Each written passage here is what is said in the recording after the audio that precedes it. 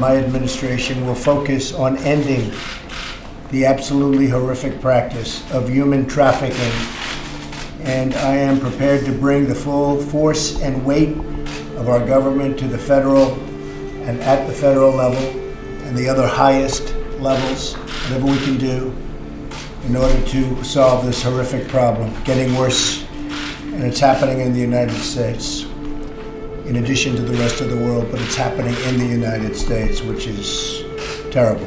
After President Trump was sworn in, we started to see an uptick in human trafficking arrests within days of becoming president. For example, on January 29th, authorities announced that 474 were arrested in a statewide California human trafficking operation and 28 sexually exploited children were rescued. From January 18th to February 5th, 108 were arrested in Illinois as part of a national sex trafficking sting operation. In Texas, 178 people were arrested for sex trafficking in a sting operation that operated in January during the Super Bowl.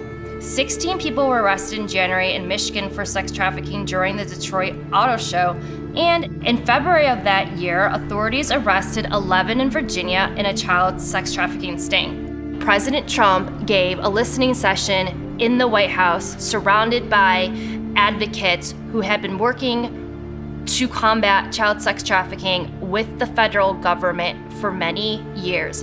And President Trump looked into the camera and said, over the past 4 weeks, we have been working with the government harder than ever before to end the scourge of human trafficking. Dedicated men and women across the federal government have focused on this for some time. As you know, a lot of you have been dealing with the federal government, and it's been much more focused over the last 4 weeks, I can tell you that. There has never been an administration that has done this much, signed this many bills into law to combat human trafficking, or allocated this much money to help the victims.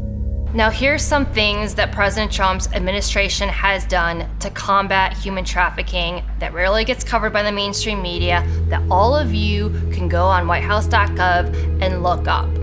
President Trump has signed 9 bills into law addressing human trafficking. President Trump has awarded over $35 million in grants that goes to victims of human trafficking. Now, President Trump issued an executive order in 2017 that seized the assets of people involved in human rights abuses, and has also passed executive orders that would seize money from abusers and allocate that money to the victims. The mainstream media has not been fair to Jeff Sessions at all. What they failed to report is that it was his Department of Justice that was behind many of the sting operations to combat child sex trafficking, and he made it very clear in many speeches that ending human trafficking was an absolute priority for his Department of Justice.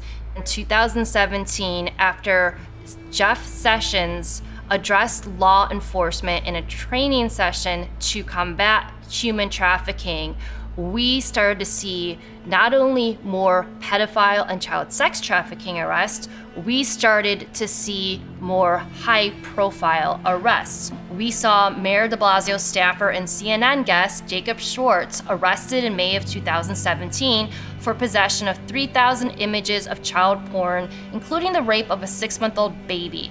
We saw former Oklahoma State Senator Ralph Shorty charged with sex trafficking and the production of child porn. Unfortunately, we also saw many people arrested for pedophilia, child porn, and/or child sex trafficking that were involved in law enforcement.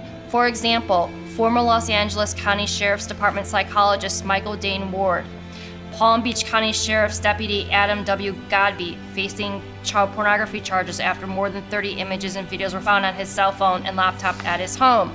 New York Sheriff's Deputy Peter Farnham was arrested on child porn that year in July. A former Secret Service agent, Lee Robert Moore, was sentenced to 20 years in prison in 2017 for sending sexually explicit messages to minors while on duty at the White House. Authorities charged California's former Deputy Attorney General Raymond Joseph Liddy with possession of child porn in July of that year. In 2018, what we started to see is we saw more high-profile arrests of sexual predators, pedophiles, and child sex traffickers. We saw the arrest of Harvey Weinstein. We saw Kevin Spacey. We saw the arrest of all the elites involved in the NXIVM child sex trafficking cult. Allison Mack, Keith Raniere, Claire Bronfman. What did we also see? We saw that our DOJ seized Backpage. Backpage was one of the biggest catalysts for online child sex trafficking. Backpage operated and was involved in child sex trafficking in almost 100 countries, and it was President Trump's DOJ under Attorney General Jeffrey Sessions that shut down those child sex trafficking operations that were operating in almost 100 countries. That's a huge deal. So in 2019, we started to see some much bigger fish go down. Of course, that was the year that Jeffrey Epstein was arrested. And then this year, 2020, we saw the arrest of Ghislaine Maxwell.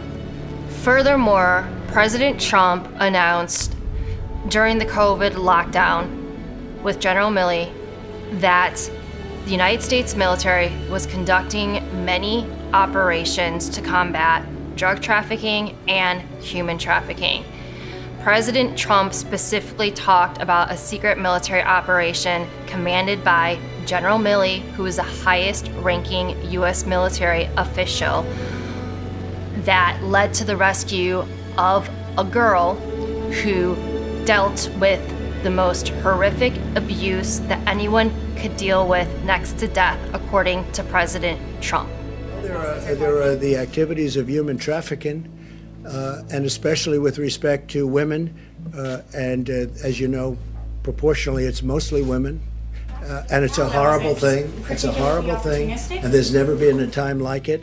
And it's because of the internet, and this is all over the world. But for the most part, they're coming through, in this country, they're coming through the southern border, but we're hitting them very hard. They have tremendous illegal trafficking in women and children also, but mostly in women. And it's illegal, and it's horrible, and it's disgraceful, and I've seen things that are an absolute disgrace. And we're trying to knock them out, and we're knocking them hard. President Trump has been working behind the scenes with other foreign leaders globally to shut down human trafficking forever. Our U.S. government worked with the government in Romania to extradite a child porn kingpin back to the United States so he could face justice. These kinds of stories are happening all the time. They're happening regularly, but you never hear about it in the mainstream media. A lot of these military operations are covert and they're not reported on, but that doesn't mean that they're not happening. What else happened this year? We had mass arrests of members of the CJNG cartel, hundreds and hundreds of members arrested, and we had dozens of MS-13 members arrested, some of them arrested for drug trafficking, some of them arrested for human trafficking. But I can't emphasize enough that human and drug trafficking go hands in hand, and the MS-13 members and the CJNG cartel members are usually operatives for much bigger fish. One last thing that President Trump has done to combat human trafficking that I want to address is building the border wall. What most people don't understand is that the biggest artery for human trafficking is at the border. And Trump said that human trafficking, thanks to the wall and thanks to the efforts with ICE, is now down 96%. Ask yourself, why is it that all these pedophiles, from the lower hanging fruit to the bigger fish, were allowed to be untouched for years and years and years until President Trump was sworn in as president.